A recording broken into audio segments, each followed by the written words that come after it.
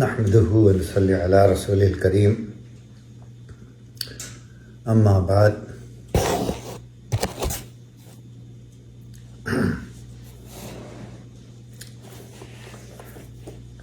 اعوذ باللہ من الشیطان الرجیم بسم اللہ الرحمن الرحیم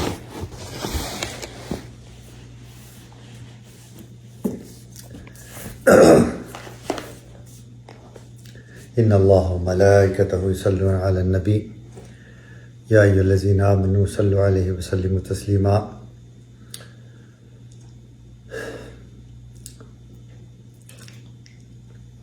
قال رسول اللہ صلی اللہ علیہ وسلم الکیس من دان نفسہ وعمل لما بعد الموت۔ ایک چھوٹا سا واقعہ ہو گیا۔ پچھلے ہفتے فیس بک نے لائیو جو ہمارا پروگرام ہوتا ہے اس پر 1 مہینے کے لیے پابندی لگا دی، اور وجہ اس کی انہوں نے یہ بتائی کہ ہمارے کمیونٹی اسٹینڈرڈ کا ہم نے خیال نہیں رکھا۔ بہرحال مائی باپ ہیں جی، وہ ان کا میڈیا ہے، جو قوانین چاہیں وہ بنائیں، اور اس لیے پھر میں یہ آج اتوار ہے اور دسمبر کی 17 تاریخ ہے، اور ہمارا لائیو پروگرام ہونا تھا اب سے ٹھیک 5 گھنٹے کے بعد، لیکن فجر کا وقت ابھی داخل نہیں ہوا، تو میں نے سوچا کہ اس کو پری ریکارڈ کر کے، اور اکاؤنٹ ابھی تک الحمدللہ چل رہا ہے،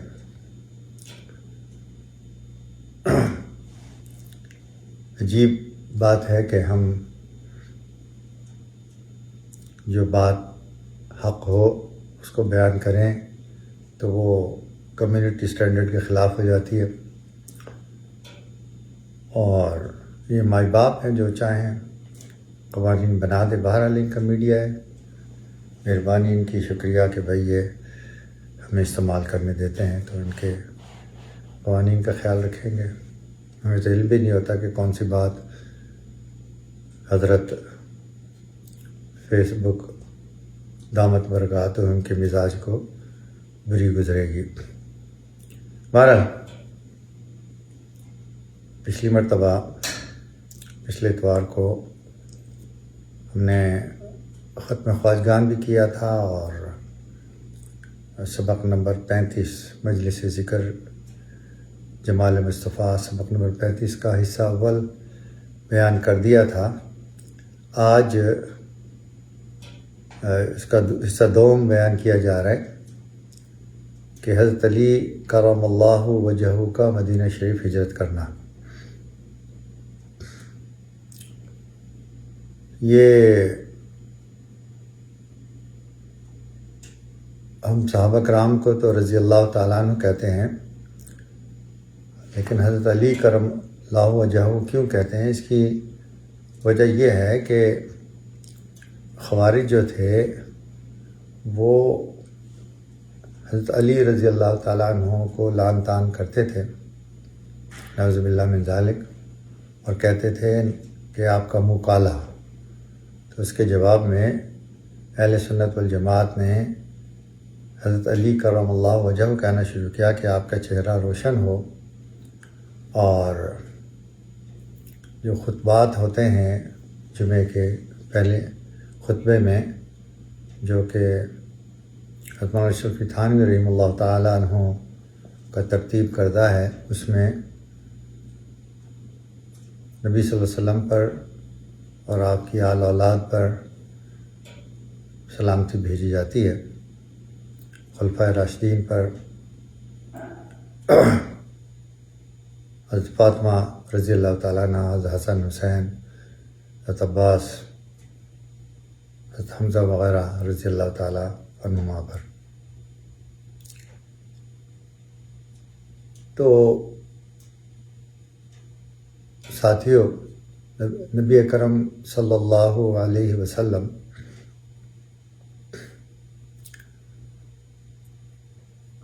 ہجرت کی رات حضرت علی رضی اللہ تعالیٰ عنہ کو اپنے بستر پر چھوڑ کر، تاکہ وہ جو لوگوں کی امانتیں ان کو واپس کر کے اور مدینہ منورہ روانہ ہو گئے تھے۔ 3 روز کے بعد حضرت علی کرم اللہ وجہہ کفار قریش کی امانتیں لوٹانے کے بعد مدینہ منورہ تشریف لائے، تو اسی جگہ حضور صلی اللہ علیہ وسلم کی بارگاہ میں حاضر ہوئے اور آپ صلی اللہ علیہ وسلم کی شادمانی اور مسرت میں اضافہ فرمایا۔ ارباب سیر فرماتے ہیں کہ حضرت علی کرم اللہ وجہہ جب مکہ مکرمہ سے مدینہ منورہ تشریف لائے تو پیدل سفر کرتے ہوئے تشریف لائے تھے، جس کی وجہ سے ان کے پاؤں میں چھالے بن گئے۔ آپ صلی اللہ علیہ وسلم نے اپنا دست مبارک پھیرا تو وہ چھالے اسی وقت ٹھیک ہو گئے۔ یہ کیفیت اس روز کی مانند ہے جو غزوہ خیبر میں پیش آئی تھی کہ آنکھوں میں شدید درد تھا، تو آپ صلی اللہ علیہ وسلم نے اپنا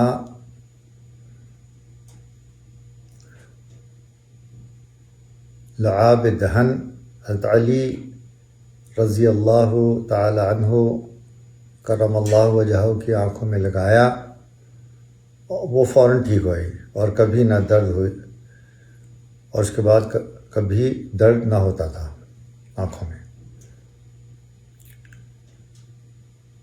بعض کے نزدیک حضرت علی رضی اللہ تعالیٰ عنہ 12 ربیع الاول کو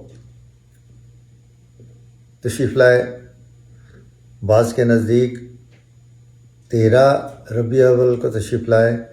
یہ اختلاف رؤیت ہلال کے باعث ہے۔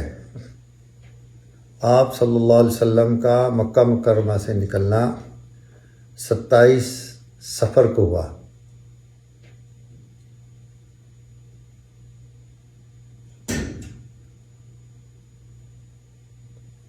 اور غار ثور سے پہلی ربیع الاول کو تشریف لے گئے۔ علماء کا اس قول پر اتفاق ہے کہ آپ مدینہ منورہ میں دوشنبہ کے دن رونق افروز ہوئے اور مہینہ ربیع الاول کا تھا۔ تاریخ میں بہرحال اختلاف ہے۔ اب مدینہ منورہ میں یہاں سے سن ہجری کی ابتدا ہوئی اور یہ حضرت عمر رضی اللہ تعالیٰ عنہ کے دور خلافت میں ہوئی۔ سیدنا حضرت علی رضی اللہ عنہ اتفاق فرمانے پر محرم الحرام سے ہوئی۔ روایت میں ہے کہ ایک مرتبہ حضرت موسیٰ اشعری رضی اللہ عنہ نے حضرت عمر رضی اللہ عنہ کو لکھ کر بھیجا کہ آپ کے فرامین ہمارے پاس پہنچتے ہیں لیکن ان پر تاریخ نہیں ہوتی، تو حضرت عمر رضی اللہ عنہ نے 17 ہجری میں صحابہ کرام رضوان اللہ تعالی عنہم اجمعین کو تعین تاریخ کے بارے میں مشورے کے لیے مدعو کیا۔ بالاتفاق سب نے رائے دی کہ ہجرت نبوی سے ہی تاریخ کی ابتدا ہونی چاہیے۔ قیاس کا تقاضا تو یہ ہے کہ ربیع الاول سے ابتدا ہوتی، کیونکہ اللہ کے نبی ربیع الاول میں مدینہ شریف میں رونق افروز ہوئے، لیکن بجائے ربیع الاول کے محرم الحرام سے اس لیے ابتدا کی گئی کہ آپ صلی اللہ علیہ وسلم نے ہجرت کا ارادہ محرم سے ہی فرمایا تھا۔ انصار نے 10 ذی الحجہ میں آپ کے دست مبارک پر بیعت کی اور ذی الحجہ کے آخر میں انصار مدینہ واپس ہوئے اور اس کے بعد ہی آپ نے صحابہ کرام کو ہجرت کی اجازت دی اور خود بھی ارادہ فرما لیا، پس رب تعالیٰ کے حکم کا انتظار تھا۔ بعض نے رائے دی کہ تاریخ کی ابتدا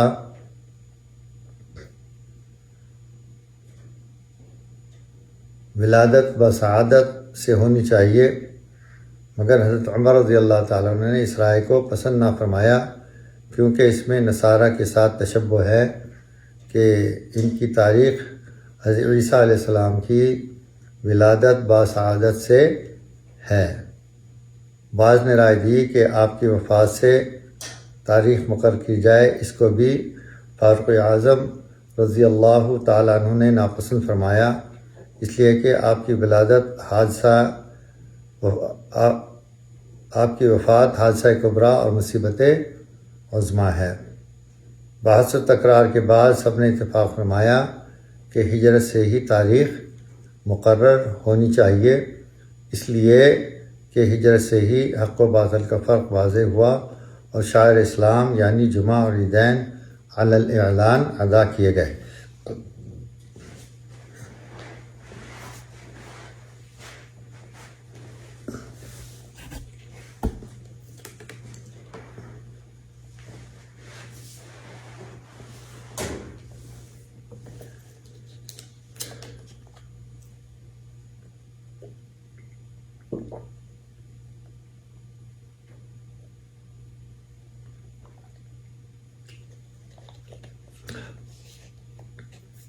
روایت میں آتا ہے جب آپ مدینہ شریف پہنچے نبی صلی اللہ علیہ وسلم تو لوگوں کا شوق تھا، اشتیاق تھا کہ نبی صلی اللہ علیہ وسلم سے ملاقات کی جائے۔ روایت میں آتا ہے کہ آپ صلی اللہ علیہ وسلم قباء پہنچنے کے بعد ایک درخت کے سائے میں سر مبارک جھکا کر بیٹھ گئے۔ آپ صلی اللہ علیہ وسلم پر سکوت اور خاموشی غالب رہی۔ حضرت ابوبکر صدیق رضی اللہ عنہ سے لوگوں سے ملاقات کرنے میں مشغول رہے، چونکہ اہل مدینہ کا ازدحام اور شوق بہت زیادہ تھا۔ بہت سے لوگ ایسے تھے جنہوں نے آپ صلی اللہ علیہ وسلم کو دیکھا نہ تھا، وہ یہی گمان کر رہے تھے کہ حضرت ابوبکر صدیق رضی اللہ عنہ ہی ان کے نبی ہیں اور وہ آ کر آپ کو ہی سلام کرتے۔ جب آفتاب بلند ہوا اور سایہ ختم ہوا تو حضرت ابوبکر صدیق رضی اللہ عنہ دھوپ کا خیال کر کے اپنی چادر پھیلا کر حضور صلی اللہ علیہ وسلم کے سرہانے کھڑے ہو گئے۔ اس طرح حضرت ابوبکر صدیق رضی اللہ عنہ نے اس شبے کا ازالہ فرمایا۔ قبل نبوت ابر کا سایہ اس تمام کلام سے ظاہر ہوتا ہے کہ حضور صلی اللہ علیہ وسلم کو آفتاب کی دھوپ پہنچتی تھی اور ابر یعنی بادل کا ٹکڑا یا فرشتہ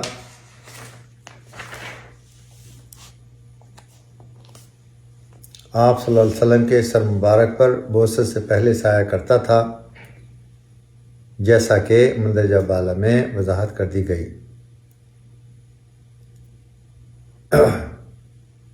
یہاں پہنچنے کے بعد جو پہلی مسجد، اسلام کی جو پہلی مسجد ہے، انسانوں کے لیے جو پہلی مسجد ہے وہ تو مسجد الحرام، ان اول بیت وضع للناس للذی ببکۃ مبارکہ، پہلی جو مسجد بنائی گئی وہ روئے زمین پر جو پہلی تعمیر ہوئی وہ مسجد الحرام کی تھی، یعنی مکہ مکرمہ میں، اور جو دوسری مسجد بنی وہ مسجد الاقصیٰ تھی جو حضرت سلیمان علیہ السلام نے تعمیر کی تھی۔ لیکن نبی صلی اللہ علیہ وسلم کے اعلان نبوت کے بعد اسلام کی جو پہلی مسجد ہے وہ مسجد قباء ہے۔ قباء میں آپ رونق افروز ہوئے۔ آپ صلی اللہ علیہ وسلم نے سب سے پہلے ایک مسجد کی بنیاد ڈالی اور سب سے پہلے خود اپنے آپ صلی اللہ علیہ وسلم نے اپنے دست مبارک سے ایک پتھر لا کر قبلہ رخ رکھا۔ آپ صلی اللہ علیہ وسلم کے بعد حضرت بکر، حضرت عمر نے بھی ایک ایک پتھر رکھا، اور اس کے بعد دیگر صحابہ کرام نے پتھر لا کر رکھنے شروع کر دیے اور تعمیر کا سلسلہ جاری ہو گیا۔ صحابہ کرام کے ساتھ آپ صلی اللہ علیہ وسلم بھی بھاری پتھر بھی اٹھا کر لاتے اور بسا اوقات پتھر کو تھامنے کی غرض سے شکم مبارک پر لگا لیتے۔ صحابہ کرام عرض کہتے، یا رسول اللہ صلی اللہ علیہ وسلم، آپ رہنے دیں، ہم اٹھا لیں گے، تو آپ منع فرما دیتے۔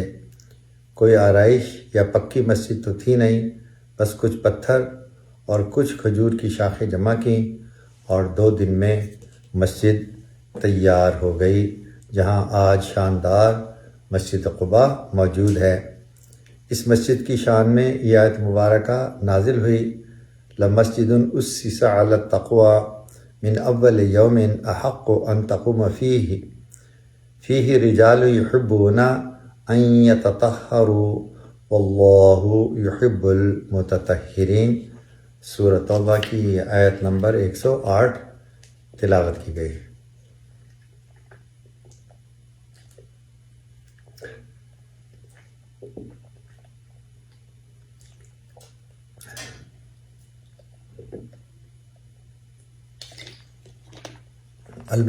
ترجمہ: البتہ جس مسجد کی بنیاد پہلے دن سے تقوی پر رکھی گئی، وہ مسجد اس کی پوری مستحق ہے کہ آپ اس میں جا کر کھڑے ہوں۔ اس مسجد میں ایسے مرد ہیں جو کہ ظاہری اور باطنی طہارت اور پاکی کو پسند کرتے ہیں، اور اللہ سبحانہ و تعالیٰ بھی ایسے پاک صاف رہنے والوں کو پسند فرماتے ہیں۔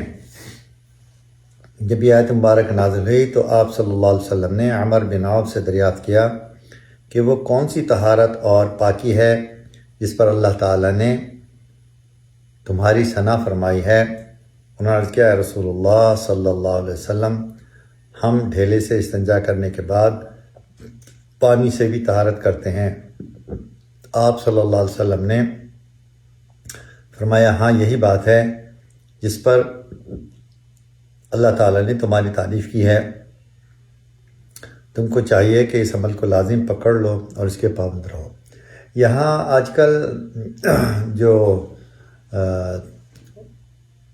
ٹوائلٹ فلش سسٹم ہے، اس میں تو مٹی ڈالیں گے تو وہ رک جائے گا، لیکن باتھ روم ٹشو ڈھیلوں کی جگہ استعمال کیے جاتے ہیں،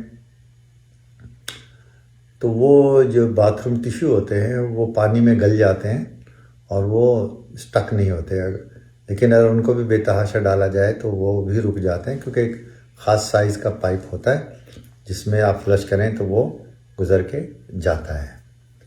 تو یہاں یہ جو اہل باطل ہیں، یہ لوگ صرف کاغذ استعمال کرتے ہیں، اور دیکھا یہ گیا ہے کہ بڑا استنجا ہو یا چھوٹا استنجا ہو، چھوٹا استنجا تو چلو پھر بھی یہ ہے کہ چونکہ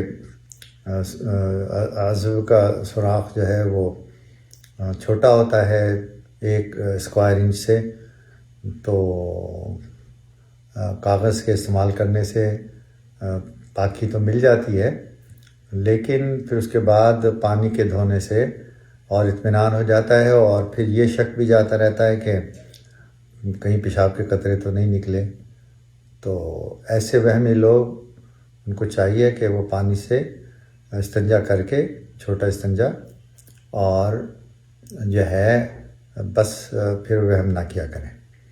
بڑا استنجا بہرحال کسی حال میں بھی صرف کاغذ سے کے استعمال سے پاک نہیں ہوتا، تو پانی جو ہے وہ استعمال کرنا چاہیے۔ تو میں بذات خود اور آلموسٹ تقریباً تمام ہی مسلمان جو پاکی حاصل کرتے ہیں، بڑے پیشاب اور چھوٹے پیشاب، چھوٹا پیشاب جو ہے، چھوٹا استنجا پیشاب ہوتا ہے، بڑا استنجا جو ہوتا ہے جب آپ فارغ ہوں کھانا وغیرہ کھا کے، تو اس سے جو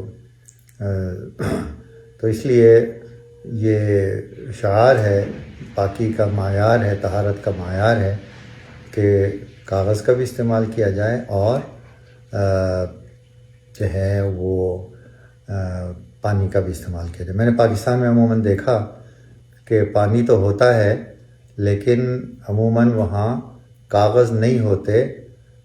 اس کی وجہ یہ ہے کہ وہ مہنگے ہوتے ہیں کاغذ، اور ہوٹلوں وغیرہ میں تو ہوتے لیکن عام گھروں میں نے نہیں دیکھا، تو یہ متطہرین میں شامل نہیں ہوتے۔ اور بڑی مجھے گھن بھی آتی ہے جب میں پاکستان جاتا ہوں اور ایسے باتھ روموں میں استعمال کرتا ہوں جہاں کاغذ نہیں ہوتے، تو کراہت مجھے آتی ہے، لیکن مجبوری ہے۔ مسجدوں میں بھی میں نے دیکھا وہاں یہ اس کا استعمال نہیں ہوتا۔ بہرحال کاغذ کا استعمال، باتھ روم پیپر کا استعمال اور پانی کا استعمال ہمیں، جو قبا میں اللہ تعالیٰ نے سورۃ توبہ میں متطہرین کی تعریف فرمائی، وہ اس کے قریب تر ہے۔ تو پاکستان میں جو ہے وہ کاغذ استعمال نہیں کرتے، صرف پانی استعمال کرتے ہیں اکثر جگہ۔ اور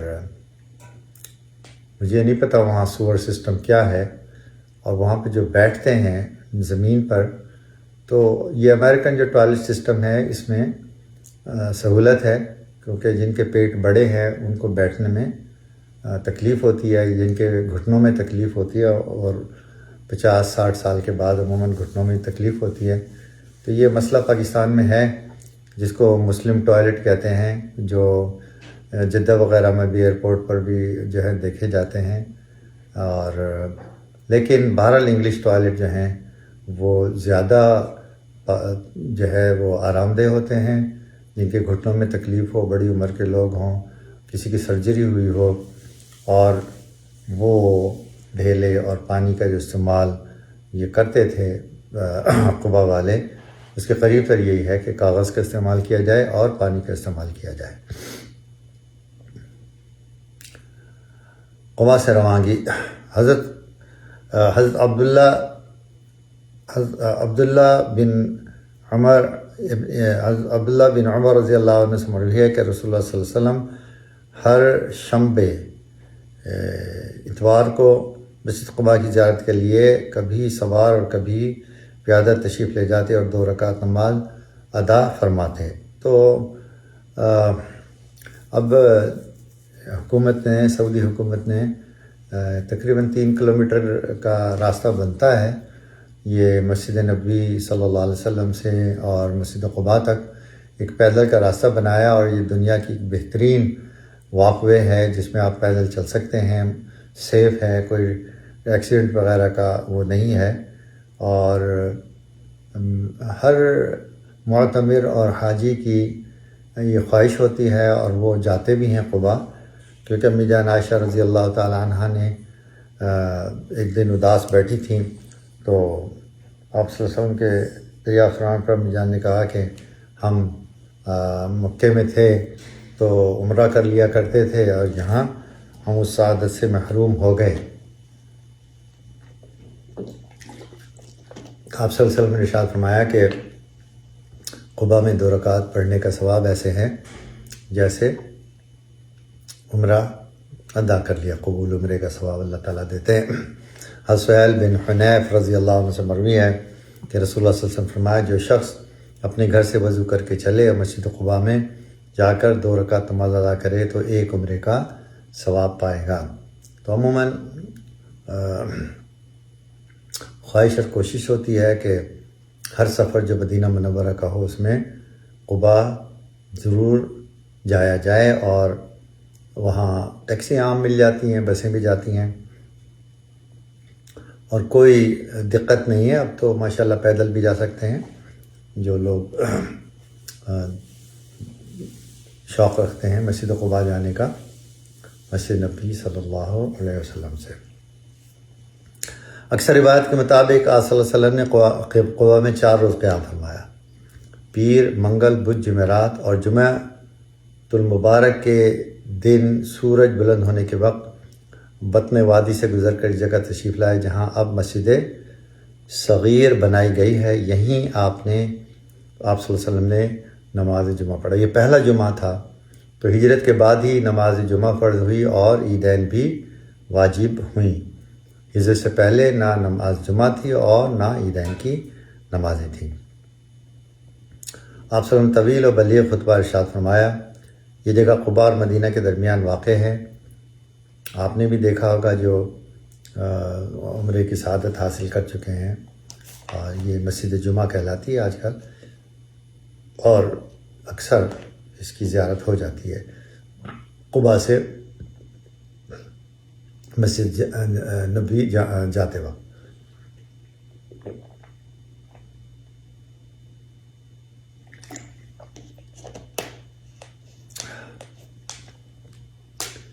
یہ پہلا جمعہ تھا جو مسلمانوں نے حضور صلی اللہ علیہ وسلم امام الانبیاء والمرسلین کے اقتداء میں پڑھا، ورنہ جمعہ یہاں پہلے بھی ہوتا تھا۔ اسلام آنے سے پہلے بھی لوگ یہاں جمع ہوتے تھے۔ حضور صلی اللہ علیہ وسلم کے نسب مبارک میں لوئی بن کعب گزرے ہیں، انہوں نے اس دن کا نام یوم العروبہ سے بدل کر یوم الجمعہ رکھا تھا۔ حضرت مصعب بن عمیر رضی اللہ عنہ جب مدینہ شریف ہجرت کر کے پہلے تشریف لے گئے تھے، حضرت اسد بن زرارہ رضی اللہ عنہ نے بیعت عقبہ کے بعد یہاں جمعہ پڑھایا تھا۔ یہاں پہلا جمعہ مدینہ منورہ میں حضرت اسد بن زرارہ اور پھر سرکار دو عالم صلی اللہ علیہ وسلم نے پڑھایا۔ یہ بنی سالم ابن عوف کا علاقہ تھا۔ پہلی نماز جمعہ اور پہلا خطبہ، وہ خطبہ جس کا ہر لفظ فصاحت و بلاغت کی گہرائی میں ڈوبا ہوا ہے، جس کا ہر حرف روحانی مرض کے لیے شفا اور مردہ دلوں کے لیے آب حیات ہے، اور جس کا ہر کلمہ ذوق رکھنے والوں کے رحیق مختوم سے زیادہ شیریں اور لذیذ ہے۔ خطبۃ التقویٰ، خطبہ کی چند نکات کی تفصیل کچھ یوں ہے۔ الحمدللہ، اللہ کی حمد کرتا ہوں اور اسی سے اعانت اور مغفرت اور ہدایت کا طلبگار ہوں۔ اللہ پر ایمان رکھتا ہوں، اس کا کفر نہیں کرتا بلکہ اس کے کفر کرنے والوں سے عداوت اور دشمنی رکھتا ہوں، اور شہادت دیتا ہوں کہ اللہ ایک ہے اور محمد صلی اللہ علیہ وسلم اس کے بندے اور رسول ہیں۔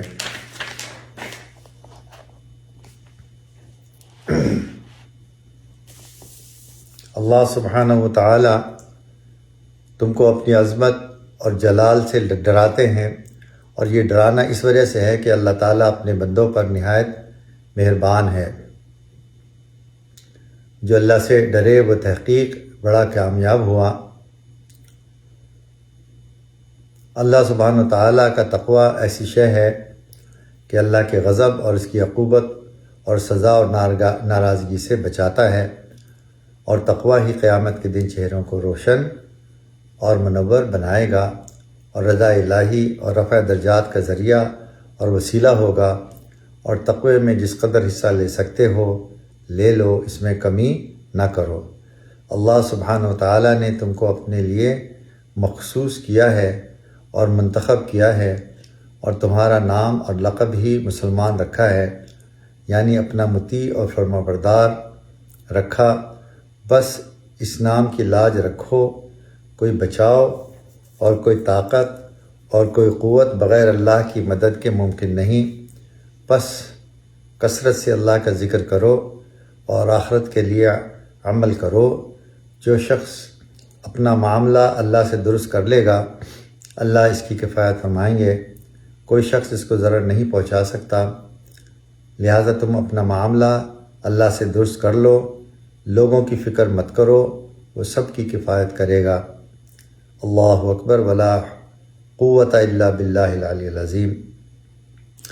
یہ وہ پہلا جمعہ کا خطبہ ہے جس کے چند نکات ابھی بیان کیے گئے، جو نبی صلی اللہ علیہ وسلم نے جمعہ کے دن قباء سے مسجد نبوی جاتے ہوئے راستے میں مسجد جمعہ کی جگہ پر دیا تھا۔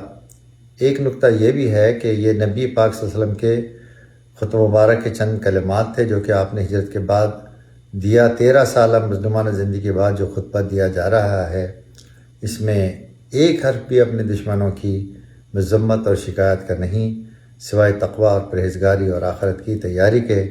کوئی لفظ لسان نبوت سے نکل رہا، بے شک آپ صلی اللہ علیہ وسلم وَإِنَّكَ لَعَلَىٰ خُلُقٍ عظیم کے مصداق۔ اب رخصت ہوتی ہے وہاں سے مدینہ منورہ کی طرف۔ نماز جمعہ کے بعد آپ صلی اللہ علیہ وسلم اپنی سواری پر سوار ہوئے اور مدینہ طیبہ کے اندر بستی کی جانب اطمینان و سکون کے ساتھ روانہ ہوئے۔ قبائل انصار سب کے سب کچھ پیدل کچھ سوار آپ کے ساتھ مجتمع ہو کر چلنے لگے۔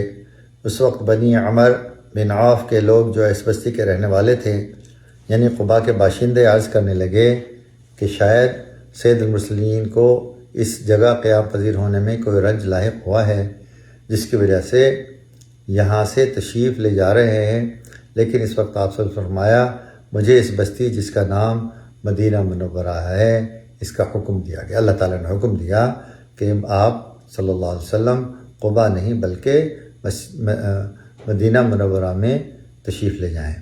غرض یہ کہ حضور صلی اللہ علیہ وسلم تشریف لا رہے ہیں اور مدینہ منورہ کے لوگ اس طرح جان نثار تھے کہ سڑکوں پر کھڑے ہیں اور حضور صلی اللہ علیہ وسلم کی اونٹنی کو چمٹ رہے ہیں۔ یا رسول اللہ صلی اللہ علیہ وسلم انتل بنا، خدا کے لیے ہمارے پاس رکیں۔ یا رسول اللہ صلی اللہ علیہ وسلم انتل بنا، ہم اپنے بچے، جان و مال، دولت سب آپ پر قربان کر دیں گے، ہمارے پاس اتریں یا محمد۔ یہ حال تھا مدینہ والوں کا۔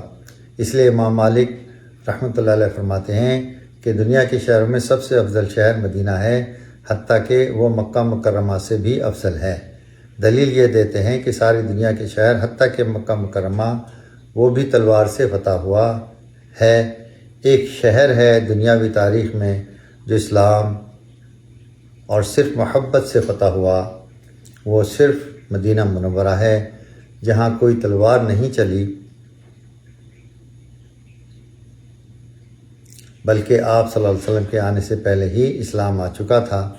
بہرحال آپ صلی اللہ علیہ وسلم دیکھا کہ ہر کوئی مشتاق ہے تو فرمایا اترکوہا انہا مامورہ، میری اونٹنی کو چھوڑ دو، یہ اللہ کی طرف سے مامور ہے، جہاں یہ بیٹھے گی وہی میری قرارگاہ ہے۔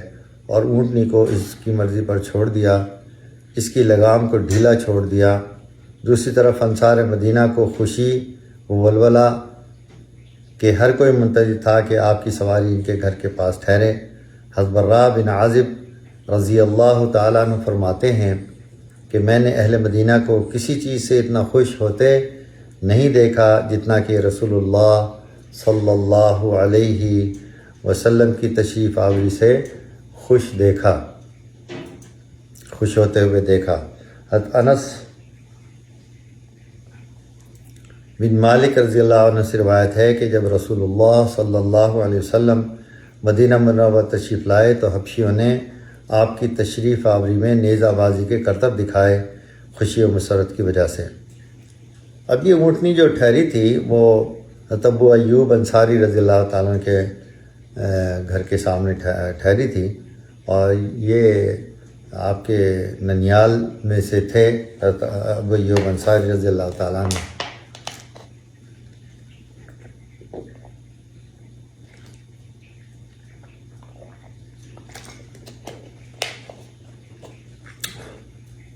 بالآخر ناقہ یعنی اونٹنی بنی حجار جو آپ کے صلی اللہ علیہ وسلم کے ننیالی تھے وہاں خود بخود اس مقام پر بیٹھی جو ایک خالی زمین تھی،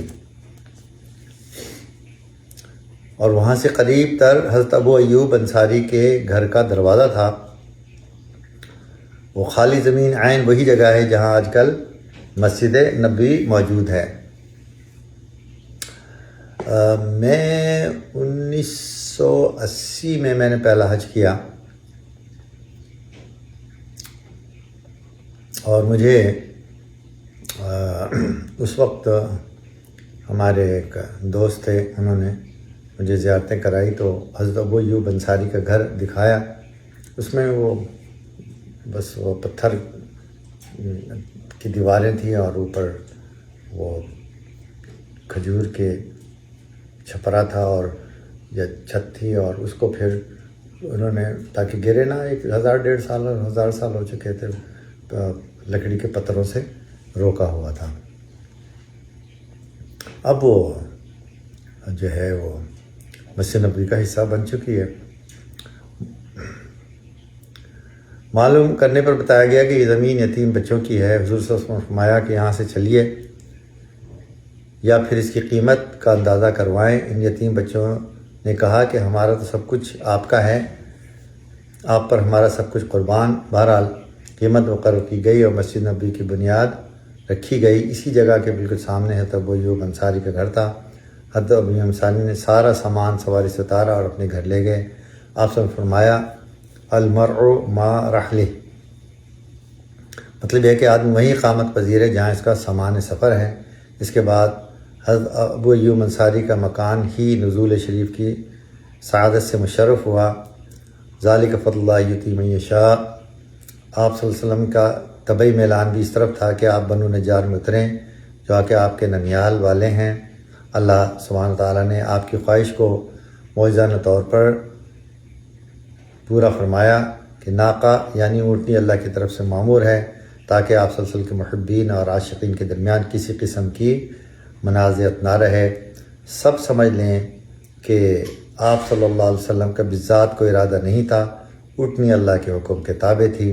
اسی طرح اللہ سبحانہ تعالیٰ نے آپ صلی اللہ علیہ وسلم کی خواہش کو بھی پورا فرمایا اور صحابہ کرام کے قلوب کو بھی کسی قسم کے حسد اور بغض سے محفوظ فرمایا، اور سب نے خوب سمجھ لیا کہ حضرت ابو ایوب انصاری کے گھر کی تخصیص آپ صلی اللہ علیہ وسلم کی طرف سے نہیں بلکہ اللہ کی طرف سے ہے۔